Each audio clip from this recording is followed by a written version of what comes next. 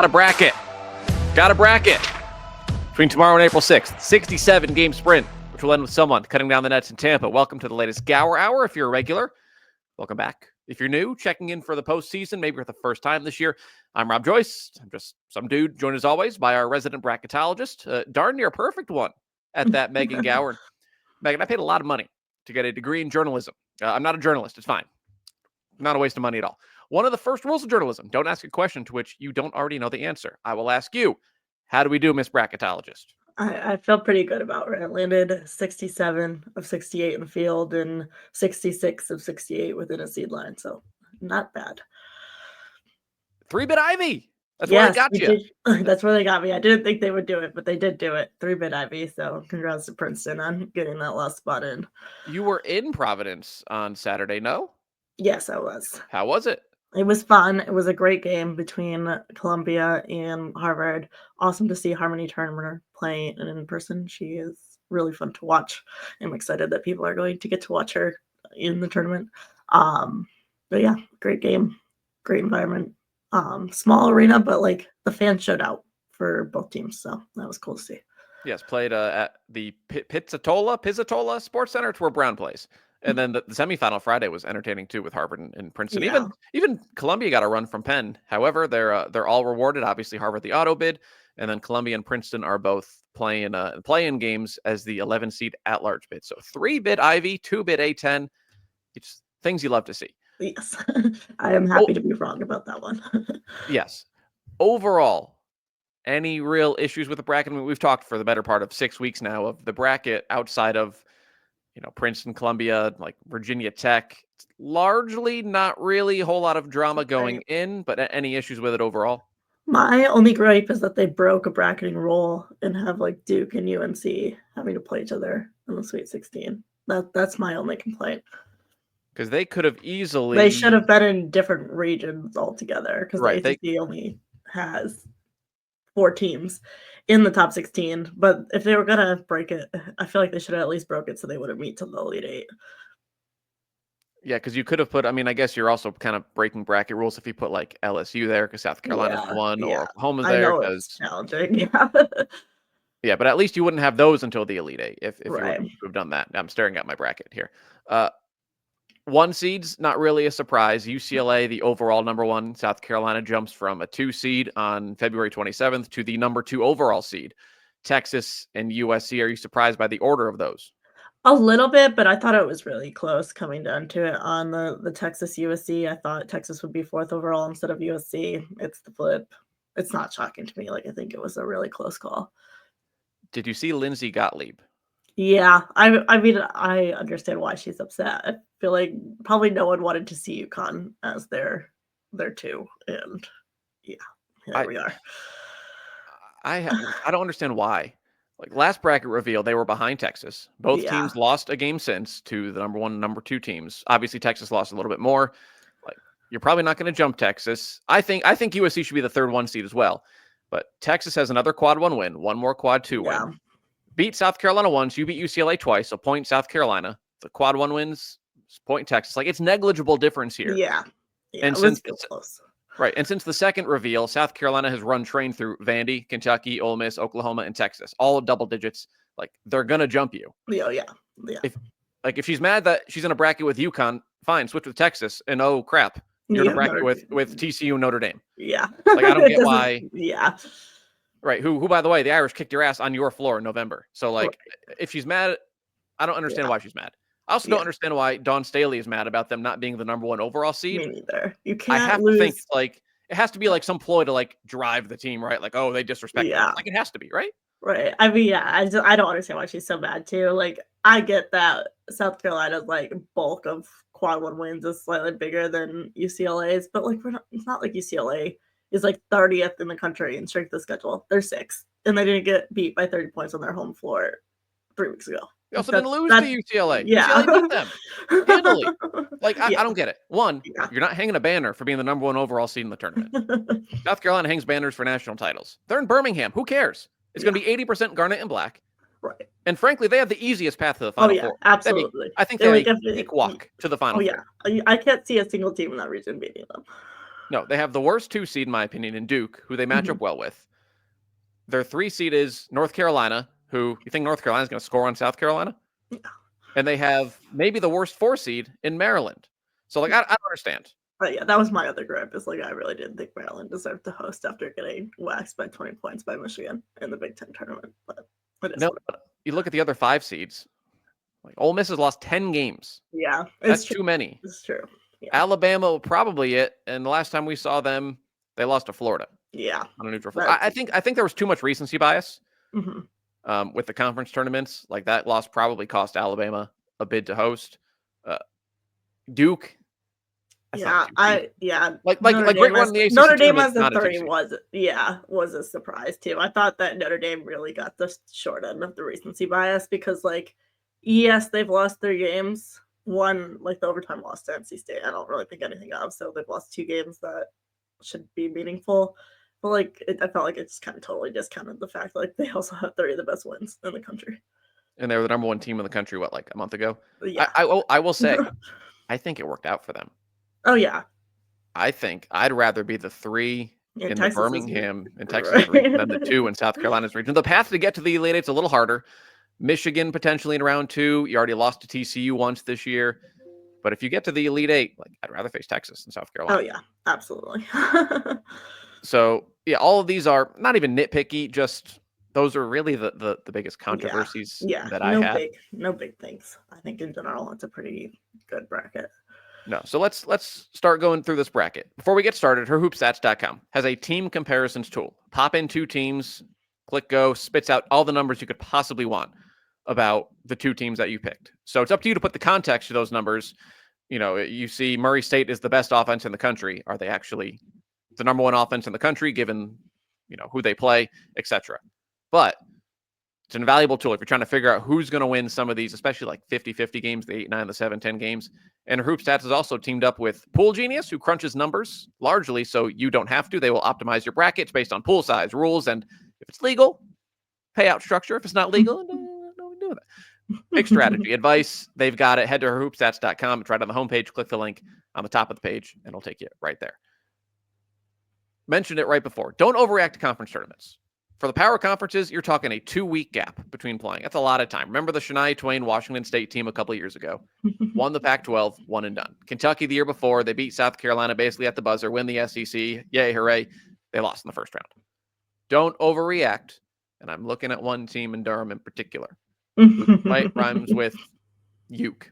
We'll start right at the top. Spokane won. We're not going to break down UCLA, UC San Diego, or Southern. Shout out to the Tritons, first year of postseason eligibility, first year in the dance.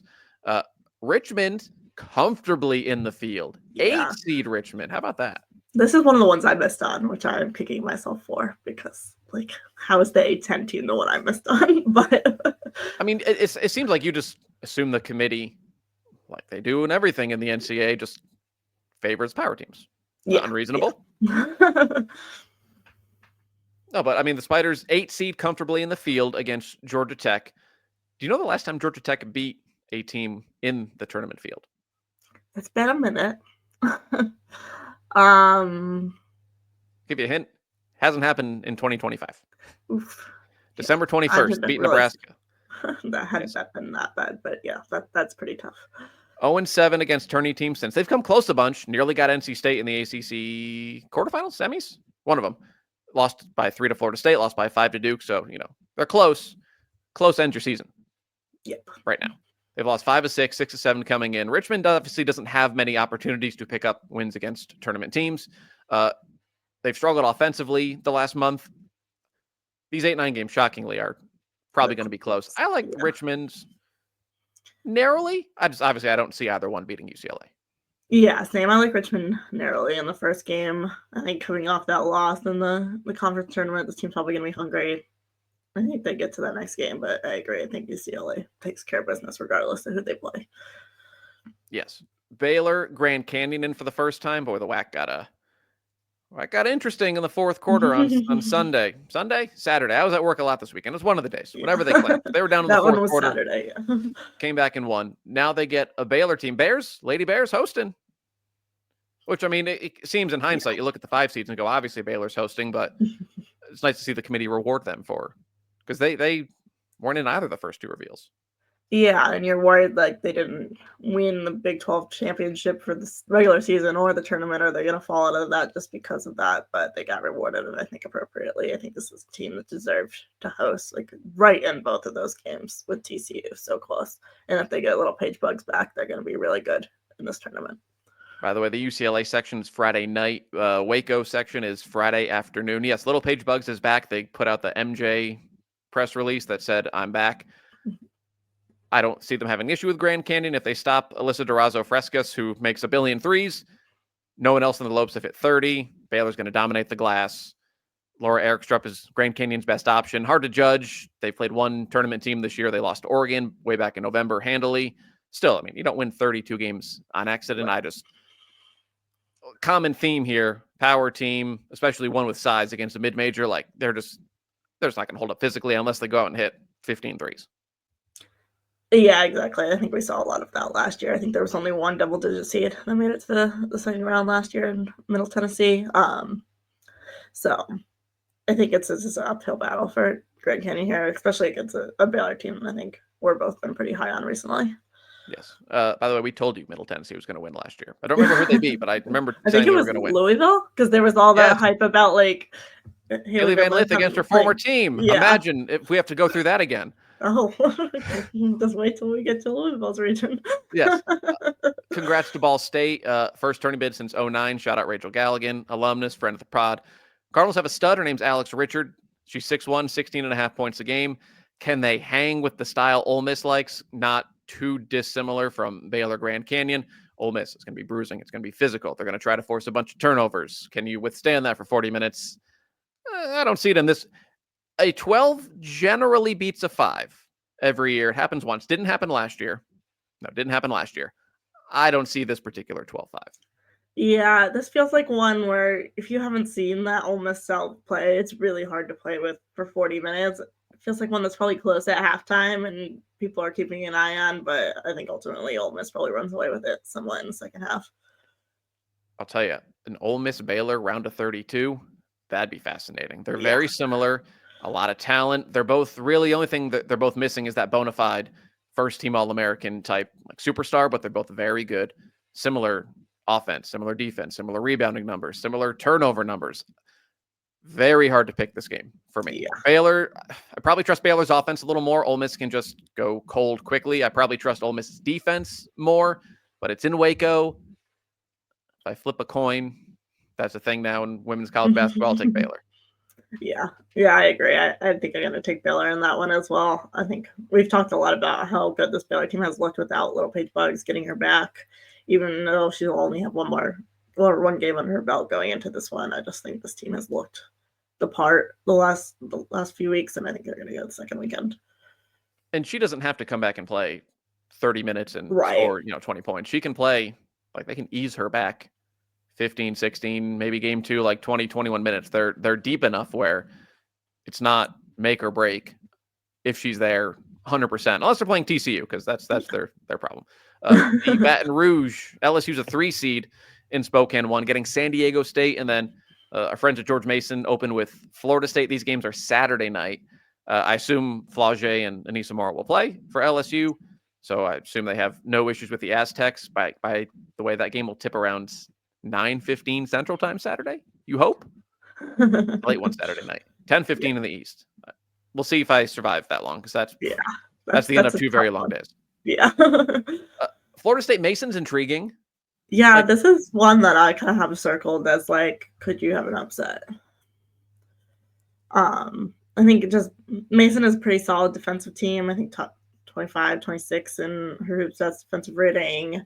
Florida State, we all know defense isn't their strong suit, but like they need to score like 80 points to win, and that's not really something Mason allows. So I think it could be an interesting one. Yeah, I mean, there's always the chance that Latson or Michaela Timpson or Amaria Gordon like explode, and we're sitting there going, well, yeah, they won 96-60. Why didn't we see that coming?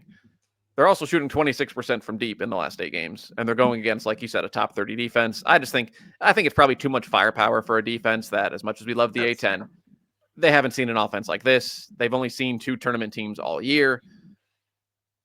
I couldn't pull the trigger on this particular upset. Yeah, I agree. I think it's one to watch for one, but I still have Florida State winning in my bracket. And I think LSU Florida State would be a A hell of a lot of fun in round 2. Yeah. Yes, that would be very fun. I don't trust Florida State's defense enough to call this, but again, if you told me the Tigers had a bad half and they're down 15 and they just run out of time to make a comeback and Florida State just kind of sneaks their way into the second weekend, I wouldn't be totally shocked. And I say that more about LSU probably than I do believe in Florida State. Yeah.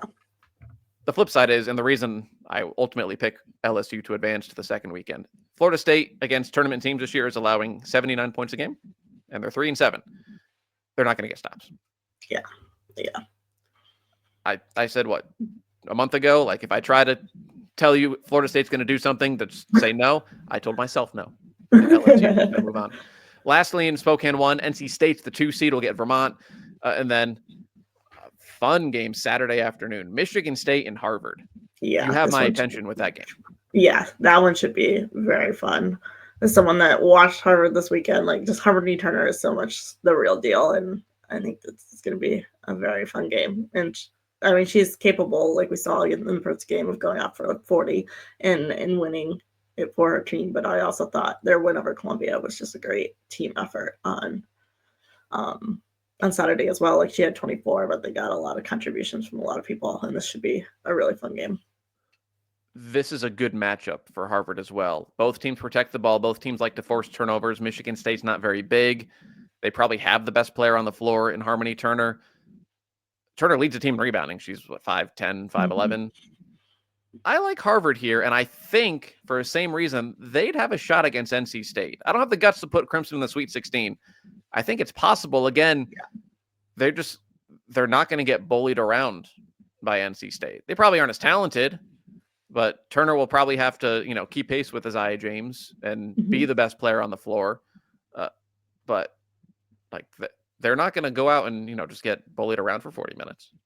Yeah, exactly. I don't know if I quite see it in the NC State game, but I do think with Harmony Turner on the floor, you can't really count them out. And like you said, if she keeps pace and they just get enough from everyone else, I think they're in good shape. And I think I feel that way about a lot of the Ivy teams, like even these first 4 games, just because like these teams have played each other. Like a lot of these like smaller conference teams, we generally go into the tournament like, well, when's the last time they've played a tournament team? Well, these 3 teams have played each other all in the last month multiple times, so they've seen tournament teams.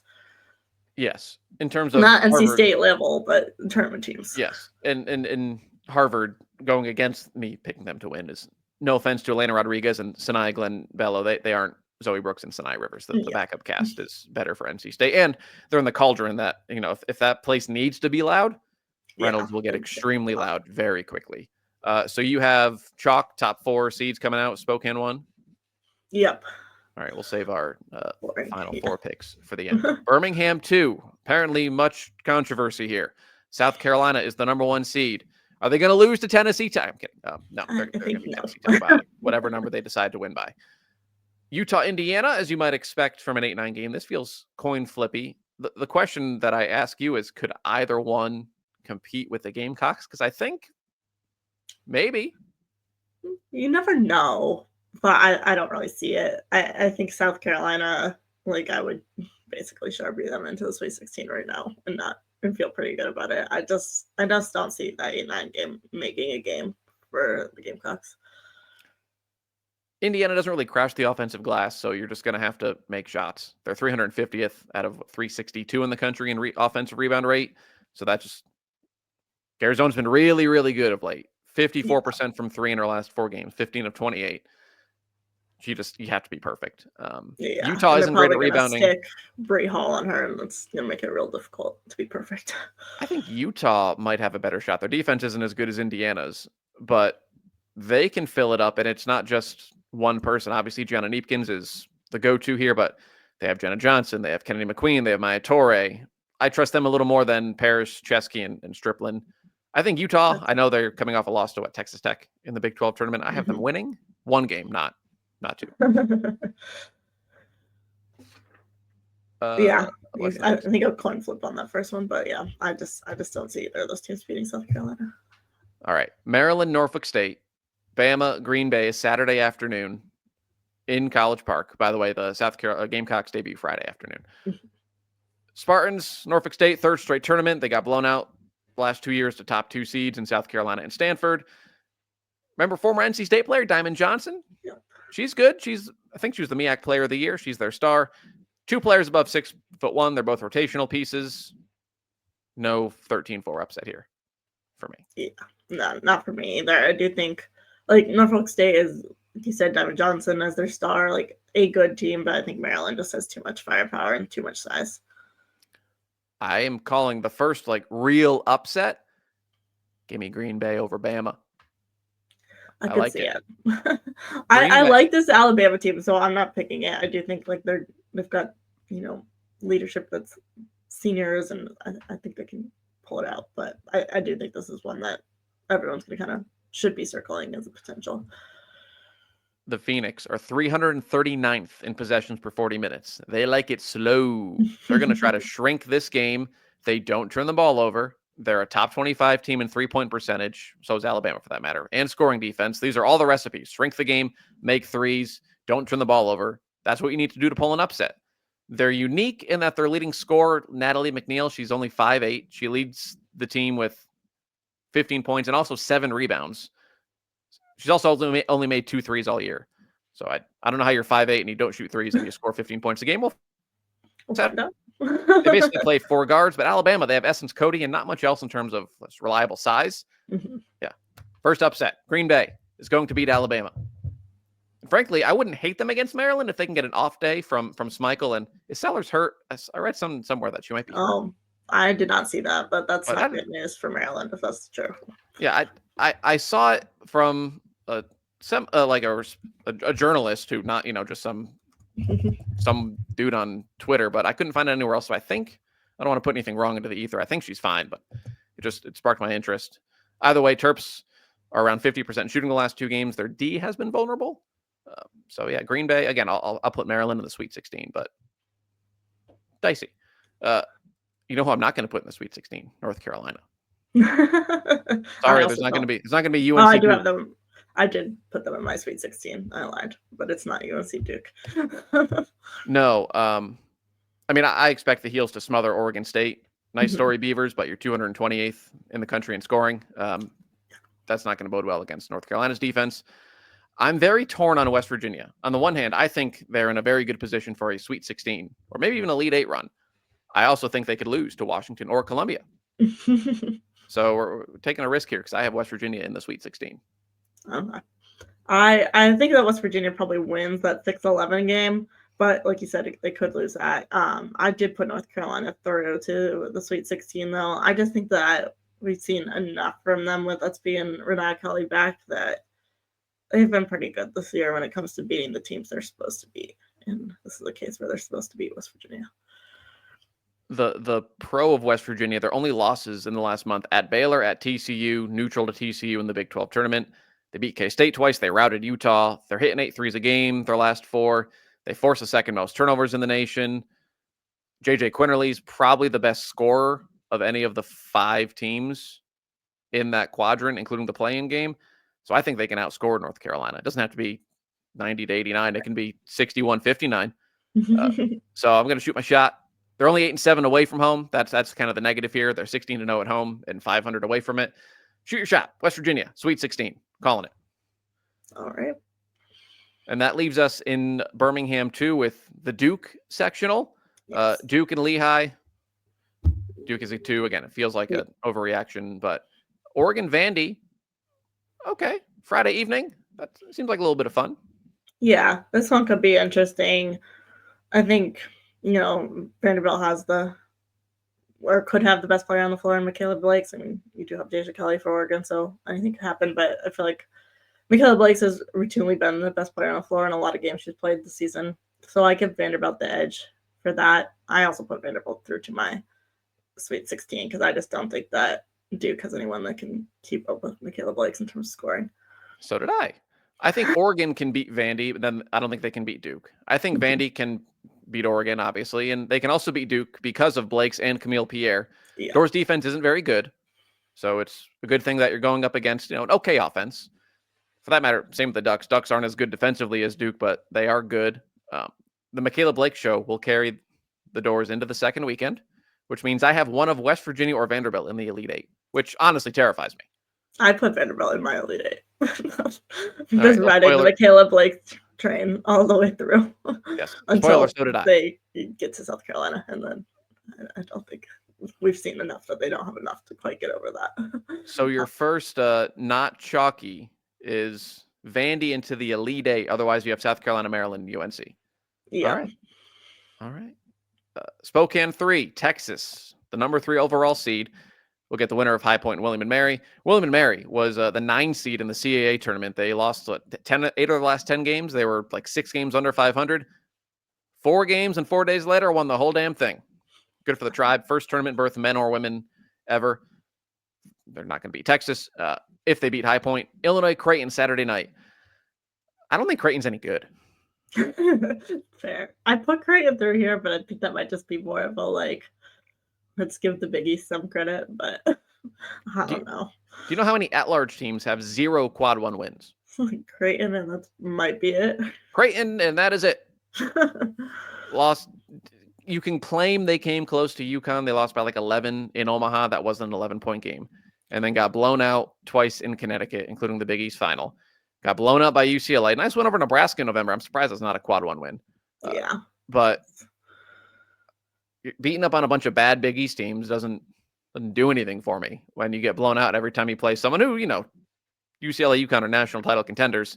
Yeah. I feel like what lacks from their resume is like outside of like the first week of the season, they didn't really play anyone that kind of sits between bad Big East teams and like national title contenders. Yeah. Illinois, though, I mean, they lost their last 4 games, albeit UCLA, USC, Michigan, Nebraska are all tournament teams, and they all were games into the second half. I'll take a big day from Kendall Bostic and Genesis Bryant. Now, I also think they could maybe make it a game with Texas, because, again, they don't turn the ball over. They play slow. If they can make it a half-court game, we know Texas in the half-court isn't great. Offense is basically Madison Booker, and then getting offensive rebounds on her misses. Illinois is top 30 in getting defensive rebounds. I don't think it happens, but if you're looking for a number 1 seed to lose in the opening weekend like we had a couple of years ago, I think this would be your pick. Yeah, well, I think it would have to be Texas. I really don't see any of the other 3-1 seeds losing in the first weekend. Yeah, I mean, I see what you're saying from Illinois. I think you could say a similar story for Creighton. Granted, they haven't shown anything this season that would suggest that they could beat a top team, but like they don't turn the ball over. They can shoot the 3 well. They're not the greatest defensively, but like if they shoot the ball well, you could make it a game. I just see them getting out rebounded by That's 30. Fair. That's fair. And getting outshot, 62 to 49. And even if they shoot the ball well, that's just too big of a discrepancy. Yeah, I'm low on Creighton, as you can see. Ohio State hosts Montana State. Tennessee takes on South Florida in Columbus on Friday night. Ohio State struggles with size. Good thing they're playing Montana State, who's basically a mini Ohio State. Doesn't rebound the ball, force a ton of turnovers, protect it well, outscore opponents by 15 on average. Statistically, they're similar. Obviously, one plays in the Big Ten, and the other plays in the Big Sky. So I don't see this upset happening. Do you see South Florida beating Tennessee, given the way the Lady Vols have played recently? I don't see it. Granted, like we have seen Tennessee lose to Georgia, and like reasons Duke shouldn't be a 2 seed. The South Florida team did beat Duke earlier this season. But I just don't see it. I feel like outside of that Georgia team, in the way that Tennessee played down the end of the stretch, we've seen them be pretty solid this season, and 2 weeks off is probably enough for them to get it back together. Yeah, I think there'll be too much for South Florida. Team with the second most possessions a game in the country versus the team with the 285th most. That pace is kind of like Ole Miss. If you've never seen it, it's a culture shock. Yeah, and if it takes you 10 minutes to figure it out, I understand Tennessee's been brutal in the first quarter of the last month, but if it takes you 10 minutes to figure it out, you might look up and it's 29-8. Mm-hmm. And that's that. I say this, and I'm telling myself all this because I have Tennessee in the Sweet 16. Same. Ohio State I don't trust Ohio State enough to put them there. No, they struggle against good rebounding team. I ran through the numbers last week. Anytime they face someone with size, they get out rebounded by double digits. They beat Maryland once. Otherwise, get blown out. Case in point, UCLA in the Big Ten tournament. Even if they don't shoot it great, the Lady Vols, you're looking at a top 15 offensive rebounding team. Raw numbers, second best offensive rebounding team in the country. I just don't think Ohio State can counter that with turnovers because Tennessee will try to do the same. And if turnovers are negated, like that's how Ohio State stays in these games. They might get out rebounded by 20. Well, they force 22 turnovers and commit 10. Like that, I don't think that'll happen against Tennessee. So I have Tennessee in the Sweet 16 as well. Bottom half, Birmingham 3. The 3 seed we all saw coming, Notre Dame. Again, I think it's a good draw for Notre Dame. Take care of Stephen F. Austin. They'll get a Michigan team that's good at everything. They're not great at anything. And that's assuming Michigan survives its 11 seed, which is the other play in Princeton or Iowa State, which I think they'll win either way. Yeah, I think Michigan will win that game. If they play like they played in the Big Ten tournament, they'll win that game. I'm not going to get sucked into the Cyclones trap. I won't do it. I told myself if Iowa State beats Princeton, I think they could beat Michigan. Last week I tweeted they look good, and then they lost anyways to Baylor, so I gave them the kiss of death. If I'm wrong, great. If I pick Iowa State and they lose, that's shame on me. So I'm just avoiding it altogether. Yes. Would you take a Michigan, TCU, Texas route to a Final Four, or would you rather be Duke and get Vandy, North Carolina, South Carolina? If you're Notre Dame. I think you rather this route. Like, yeah, you lost to TCU earlier this season, but like, in my opinion, Texas is probably the one seed I would want to see the most in my path to the Final Four. Just the way they played in the SEC tournament, like the offense just not look good at all. So I think you take that over having to play South Carolina any day. Yeah. I don't know if they can beat South Carolina with the way they're shooting right now. Obviously, they have the ability to beat anyone if they shoot like they are capable of. We just haven't seen it in a couple of weeks.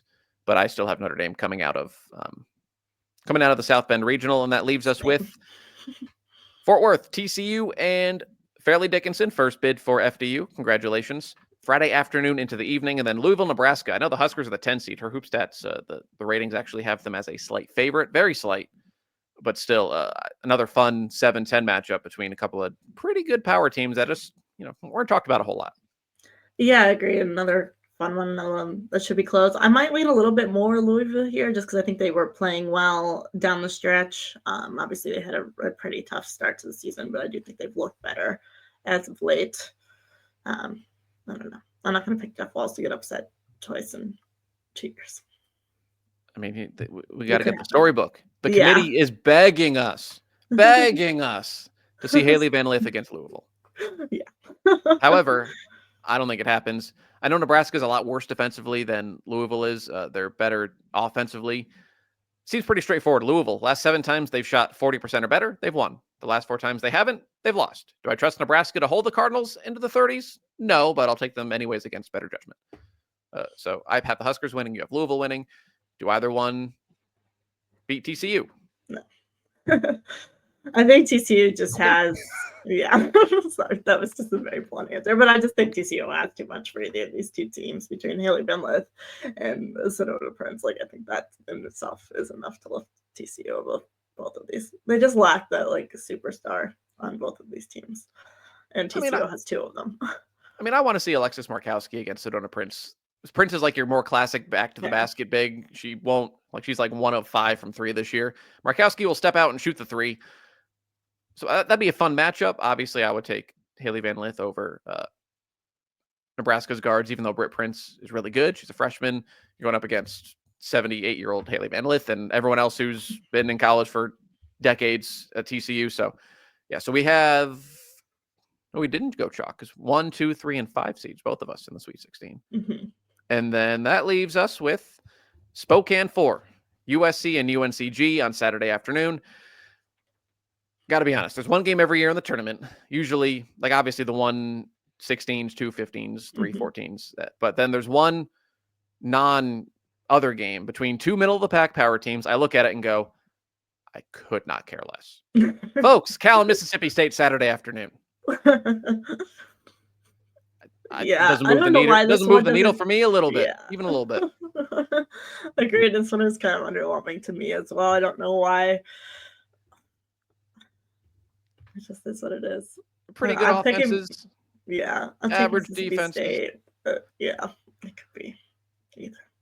I mean, Cal shoots a billion threes, so either they make them and they probably win, or they Mhm. don't make them and the Bulldogs probably win. Mississippi State has beaten 2 tournament teams this calendar year. Oklahoma in January, won double overtime at Vandy right before Valentine's Day. Cal's beaten 3. It helps. They're just going from LA to Berkeley. That's Yeah, that's considering the travel they've had this year. That's like me walking to my fridge. true. So I'll take Cal. If there's a game that I'm going to take a 2-hour break from watching basketball on Saturday. No offense. That's going to be that, because I also don't think either of those teams are going to beat USC. Yeah, agreed. I think USC is going to have no problem with either team. Looking forward to next week when one of them waltzes into the Sweet 16 and makes us look stupid. Yeah. Kentucky. That'd be crazy. Yes, it would. Kentucky Liberty. Flames won't score enough to keep up with the Wildcats. They have 3 players. Their leading scorer average between 10 and 12 points. Going to need to score probably in the 80s to beat Kentucky. I don't see it happening. K-State Fairfield, Friday afternoon. This one could get interesting. Did you see the Aoka Lee video? I did not. I missed that. I saw it from Talia Goodman. I think a couple other folks got it. Basically, it was 30 seconds of her practicing. Curiously, like, she catches the ball and lays it in and starts to run. In my opinion, I'm not a medical expert. It looked awkward, and they like cut it off. And the rest of the 30 seconds was her where she will live, just layups, not moving, just catching and finishing. She says she's 100% or close to it. Like, I'm ready to believe her at the 9:30 mark of the first quarter when I see her run up and down the floor a couple times. Right. Until yeah, then, I think. Yeah, that's the big question mark on this one. I think if Aoka Lee is healthy enough to even play like 25 minutes in this, like, Kansas State isn't going to have any issues. Like, that size is just going to be too overwhelming for Fairfield. If she's not healthy and they can't get what they need from her, like, then I think this one goes up in the air really quickly, and like, I would not be surprised to see Fairfield win it. Stags are a good team. They throttled a good Quinnipiac team in the MAC final. They're undersized. Their best player, Megan Anderson, she's 6'1". They're super sound defensively. They're top 20 in scoring defense. They don't let up many offensive rebounds. K-State not exactly letting it up offensively since Lee got hurt. They played 7 games against tournament teams.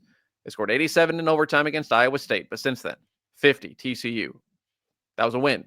55 Oklahoma State, blown out. 57 West Virginia, double-digit loss. 62 to Baylor. 63 Iowa State, big loss. 69 West Virginia.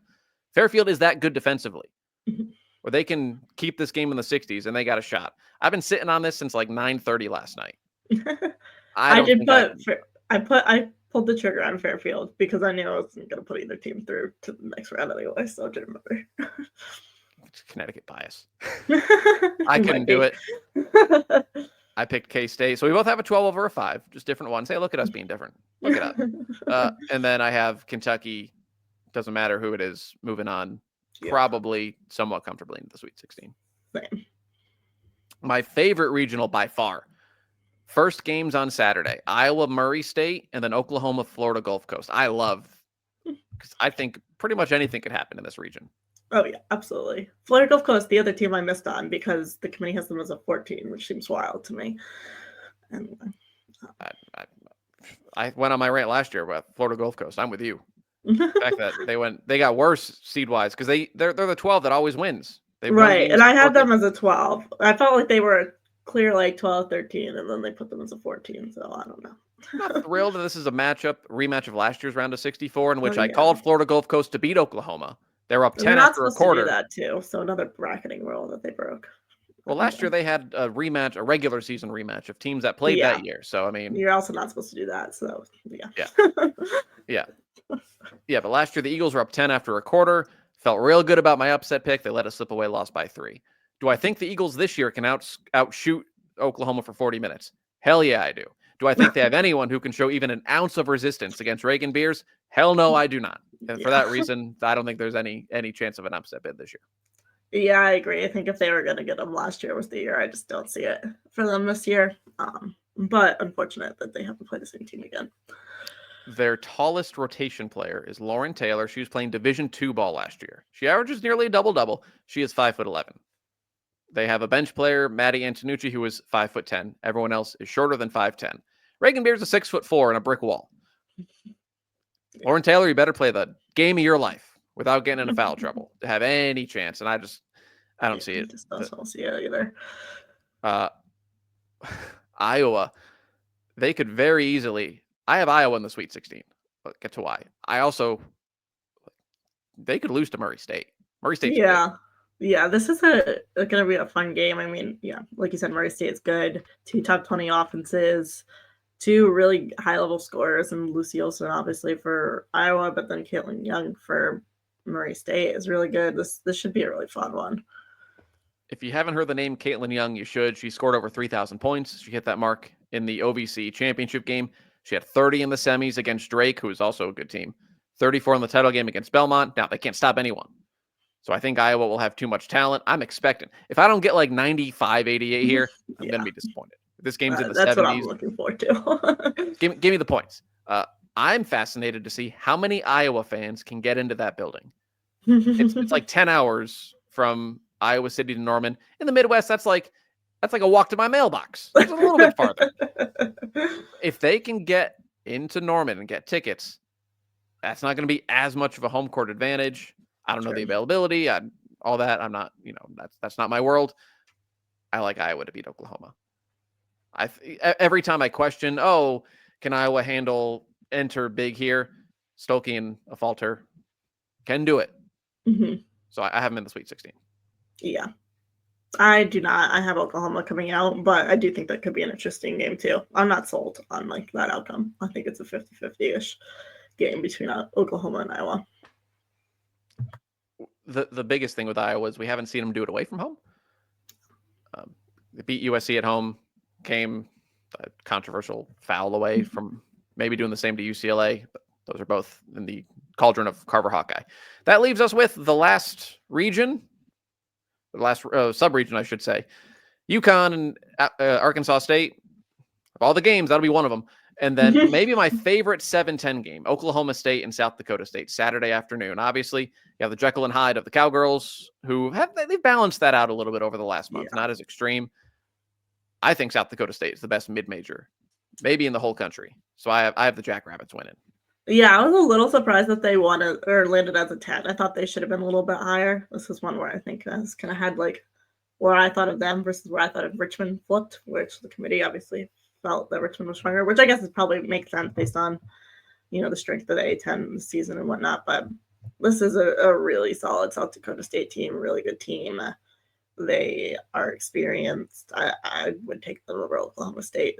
But I also think we've said 100 times, like Oklahoma State could win by 30, and I'd say, okay, that makes sense. And they could lose by 30, and I also think that makes sense. So who knows? Yeah. I wonder how much of the bracketing rules that apparently they're like whose line, the points don't matter. But I wondered, if you turn South Dakota State into a 9 seed and then, there's 2 Big Ten teams or there's 2, I wonder just how much that plays into it. But Jackrabbits, 29-3. They lost to Duke by 4. That was in South Dakota. Lost by 14 to Georgia Tech and Hawaii, blown out at Texas. They've beaten Oregon. They've beaten Creighton. They have a 6'2" person named Brooklyn Meyer. Really good scorer when she stays out of foul trouble. Bunch of 25, 30-point games this year. Haley Timmer, Maddie Mathowitz, around 40% three-point shooters. You got an inside threat. You got a couple outside threats. I'll take the Jackrabbits.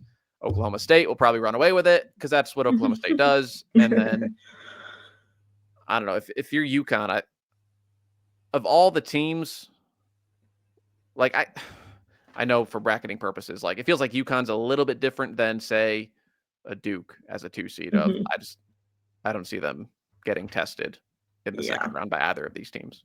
Yeah, I agree. I think that UConn is probably going to comfortably come out of this sub-regional. So that leaves us. We've run through basically all 32 games on Friday and Saturday. Give me your final 4.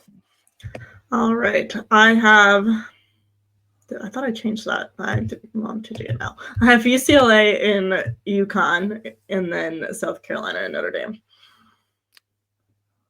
Well, it was fun being different from you while that was fun while it lasted because I have the same. What is your national championship game? UConn and South Carolina. Okay, we're a little bit different. And then who do you have cutting down the nets April 6th in Tampa? I right now have it South Carolina, but I've flipped back and forth on that about 8 times. So I don't know. I I have UCLA and South Carolina in the championship game. I am like Okay. you. Depending on when you ask me at any point since, again, like 9:30 last night, my answer has changed. I guess it has to be official now because, as I'll get to in a minute, you get one bracket. UCLA. I say that and I don't feel good about it. UCLA going to beat South Carolina and win its first national championship. Yeah, I don't know. I think it's so hard to say right now. Yeah, I mean, it's a good thing that we're at the Yeah. point where it's like, oh, I took the number 1 overall seed in the whole field, and I don't feel great about it. That's Right. how far we've gone. All right, we'll wrap up. If you're filling out your bracket, one, we just told you what's going to happen. So there you go. You get one bracket. If you're looking for upsets, unless, I know Stanford lost to Harvard in 90, whatever. They were decimated with injuries. Don't pick a 1 seed. Don't pick a 2 seed. Don't pick a 3 seed to lose. It's the 3 of them. It's only happened once. Harvard over Stanford. On average, you're going to get 111 seed. You're going to get a 12 seed to win a first round game. Megan and I both picked a 12 seed to win this year. I picked Green Bay. You picked Fairfield to win. Since the tourney went back to top 16 hosting, on average, you get 3.5 teams to lose in the first weekend.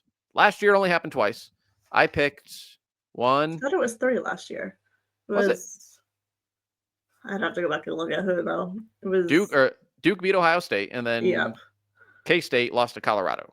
Yeah, I thought there was one more. Oh. By the way, it doesn't happen often, but this year I picked 4 host schools to lose. No team seeded worse has ever won a national title. So only 3 seeds, in fact, have ever won a national title. UNC in 94, Tennessee 97, and LSU a couple of years ago. So the 1 seeds overwhelmingly win it. I'll crunch the numbers. Do this every year, running it back. If you look at scoring offense, scoring defense, rebound margin. From there, look at the baseline numbers, and I'll be nice. Offense, Final Four offenses generally score 77 points a game. Only 2 teams have gotten there in the last 25 years, scoring fewer than 70. I'll be nice and say you got to score 70 a game. Good news. Everyone seated 7th or better passes that test. By the way, if you're seated 8th or worse, you're not making the Final Four. I just eliminated 40 teams. Don't do it. Yeah. Defense. They generally, Final Four defenses allow 57 points a game. I'm being nice and say you have to allow fewer than 66. This includes the Caitlin Clark corollary. Iowa did not qualify for this stat in the last 2 years. They had Caitlin Clark. And if you have Caitlin Clark, you are disqualified from this. And guess what? No one has Caitlin Clark. So Louisville, Vandy, Oklahoma, Maryland, Tennessee, Florida State, you're not making the Final Four. And then rebounding. Final Four teams out-rebounded their opponents by at least 8 a game. I'll be nice and say you need to out-rebound them by 3 a game. Goodbye, North Carolina, Kentucky, Alabama, Michigan State, Ohio State, Vanderbilt, and Florida State again. So you have 17 Final Four caliber teams. That's it. And if you take away the 4 seeds who have never won a national title, one of UCLA, NC State, LSU, USC, UConn, South Carolina, Duke, Texas, TCU, Notre Dame, there's your national champion. And I'm nice because there's her HoopStats Substack. Andy Toolin has his Toolin's Treasures column. He crunched even more numbers that are probably better than my numbers, and he thinks 5 teams can win it. I won't say the 5. You got to go read. By the way, who's your hot take in the preseason was a 6 seed could make a run to the Final Four? Who could do it? Let me look at this bracket again. I'm not feeling great about that hot take right now. I'm not gonna look at like the thick. I said Ohio State was going to win the Big Ten. So. Yeah. They're called hot takes. You just throw stuff at a wall. See what sticks. Ohio State didn't stick. Yeah, I'm not feeling great about that take right now. Maybe Michaela Blakes is going to become like Caitlin Clark in the next 3 days. I think that might be the best chance. I think Iowa has a non-zero chance. Yeah, but looking for a 6 seed rematch with UConn, rematch with obviously that's last year, rematch with USC from this year. Yeah, Megan said it in the preseason, so I'll give you a quarter credit if it comes to fruition. All right, we just ran through 32 games in 49 minutes. Megan is between work meetings, so we'll let you enjoy. Programming note: we will be Tuesdays the rest of the way. There's no point in releasing it Friday when games start. An hour after we release it. So Tuesdays, Gauer Hour, YouTube, your preferred podcasting platform. Be there at Megan Gauer at @R_Joyce34. Enjoy the games.